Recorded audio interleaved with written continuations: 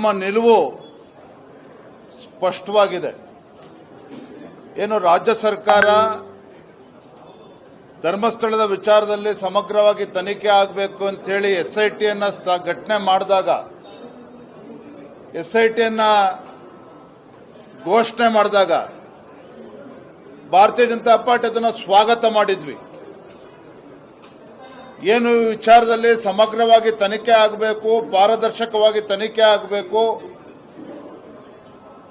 ಸತ್ಯಾಂಶ ಹೊರಗೆ ಬರಬೇಕು ಅಂತ ಹೇಳಿ ರಾಜ್ಯ ಸರ್ಕಾರದ ಈ ನಿರ್ಧಾರಕ್ಕೆ ನಾವು ಸಂಪೂರ್ಣವಾಗಿ ಬೆಂಬಲವನ್ನು ನೀಡಿದ್ವಿ. ಇವತ್ತು ಕೂಡ ಅದರಿಂದ ನಾವು ಹಿಂಸರಿದಿಲ್ಲ.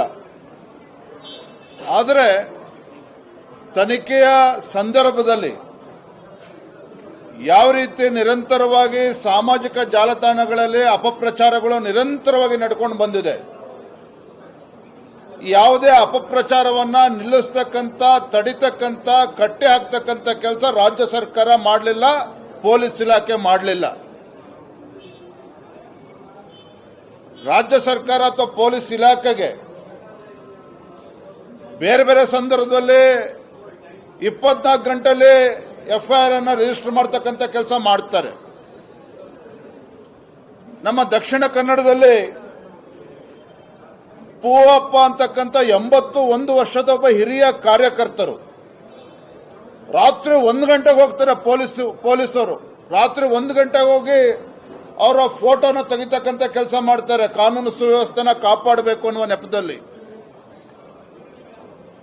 ಬೇರೆ ಬೇರೆ ಸಂದರ್ಭದಲ್ಲಿ ಹಿಂದೂ ಕಾರ್ಯಕರ್ತರು ಸಾಮಾಜಿಕ ಜಾಲತಾಣದಲ್ಲಿ ಯಾವುದನ್ನಾದರೂ ಪೋಸ್ಟ್ ಮಾಡ್ತಾರೆ ಅಂತ ಹೇಳಿದ್ರೆ ಒಂದು ಕ್ಷಣ ತಡೆ ಮಾಡ್ದೇನೆ ರಾಜ್ಯ ಸರ್ಕಾರ ಅವ್ರ ವಿರುದ್ಧ FIR ರಿಜಿಸ್ಟರ್ ಮಾಡಿ, ಸುಮೋಟೋ ಕೇಸ್ ರಿಜಿಸ್ಟರ್ ಮಾಡಿ ಅವರನ್ನು ಅರೆಸ್ಟ್ ಮಾಡತಕ್ಕಂಥ ಅನೇಕ ಉದಾಹರಣೆಗಳು ಕಳೆದ 2.5 ವರ್ಷದಲ್ಲಿ ನಾವು ನೋಡಿದ್ದೇವೆ.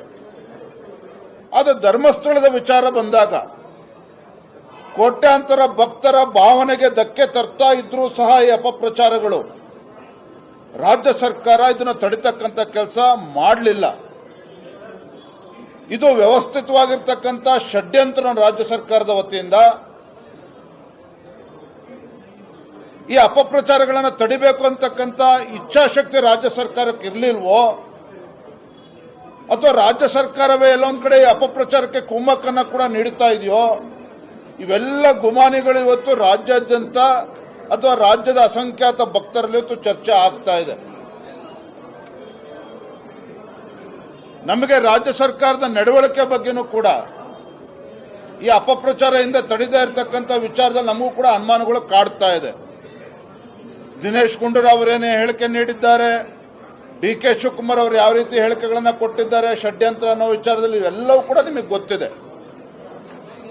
ಎಲ್ಲದರ ನಡುವೆನೂ ಕೂಡ ಇವತ್ತಿಗೂ ಕೂಡ ಯಾವ ದುಷ್ಟ ಶಕ್ತಿಗಳು ಈ ಷಡ್ಯಂತ್ರದ ಹಿಂದೆ ಕೆಲಸ ಮಾಡ್ತಾ ಇದೆ, ಯಾವ ಯಾವ ಸಂಘಟನೆಗಳು ಇದರಿಗೆ ಶಕ್ತಿ ತುಂಬುವಂತ ಕೆಲಸ ಮಾಡ್ತಾ ಇದ್ದಾವೆ, ಇದನ್ನ ಬಲಿ ಹಾಕ್ತಕ್ಕಂಥ ಕೆಲಸ ರಾಜ್ಯ ಸರ್ಕಾರ ಮಾಡದೇ ಇರತಕ್ಕಂಥ ಸಂದರ್ಭದಲ್ಲಿ ಭಾರತೀಯ ಜನತಾ ಪಾರ್ಟಿ ನಾವಿವತ್ತು ನಿರ್ಧಾರ ಮಾಡಿದ್ದೇವೆ.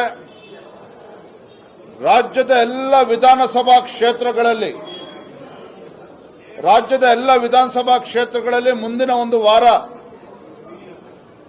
ಎಲ್ಲ ವಿಧಾನಸಭಾ ಕ್ಷೇತ್ರಗಳಲ್ಲಿ ಈ ರಾಜ್ಯ ಸರ್ಕಾರದ ಧೋರಣೆಯ ವಿರುದ್ಧ ಹೋರಾಟವನ್ನು ಮಾಡಬೇಕು, ಪ್ರತಿಭಟನೆಯನ್ನು ಮಾಡಬೇಕು.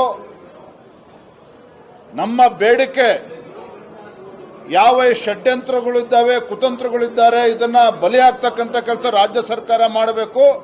ಇಂಥ ದುಷ್ಟಶಕ್ತಿಗಳ ವಿರುದ್ಧನೂ ಕೂಡ ಕೇಸನ್ನು ರಿಜಿಸ್ಟರ್ ಮಾಡಿ ಅವ್ರ ಮೇಲೆ ಬಿಗಿಯಾಗಿರ್ತಕ್ಕಂಥ ಒಂದು ಕ್ರಮವನ್ನು ತೆಗೆದುಕೊಳ್ಬೇಕು, ಶಿಕ್ಷೆ ಆಗಬೇಕು. ಹಾಗಾಗಿ ಭಾರತೀಯ ಜನತಾ ಪಾರ್ಟಿ ಹೋರಾಟವನ್ನು ಮಾಡ್ತೇವೆ. ಪ್ರತಿ ವಿಧಾನಸಭಾ ಕ್ಷೇತ್ರದಲ್ಲೂ ಕೂಡ ನಾವು ಹೋರಾಟವನ್ನು ಮಾಡ್ತೇವೆ. ಧರ್ಮದ ಉಳಿವಿಗಾಗಿ ಧರ್ಮ ಯುದ್ಧ ಇವತ್ತು ಘೋಷಣೆ ಮಾಡಿದ್ದೇವೆ. ನಾಳೆಯಿಂದ ಮುಂದಿನ ಒಂದು ವಾರ ಎಲ್ಲ ವಿಧಾನಸಭಾ ಕ್ಷೇತ್ರದಲ್ಲೂ ಕೂಡ ನಾವು ಪ್ರತಿಭಟನೆಯನ್ನು ಮಾಡೋರಿದ್ದೇವೆ.